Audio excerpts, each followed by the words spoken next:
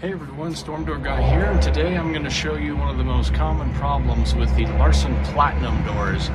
This typically happens on the oversized doors, but with the Platinum, when you pull up on the door handle, these hooks extend from the frame into the rail.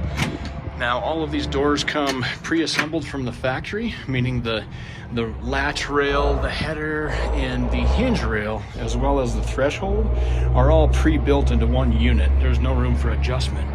So I just installed this door. I lift up on the handles and I go to lock the door. This door should be locked into place, but I can pull down and open the door. This is the number one symptom of the problem, that the hooks right here that come out of the door are misaligned with the baskets that they actually go into. That is a telltale sign. So I'm going to extend these hooks, and notice I made some pencil marks on the bottom and on the top of where this hook should be. But I come around here, so the hook is going into here instead of into here.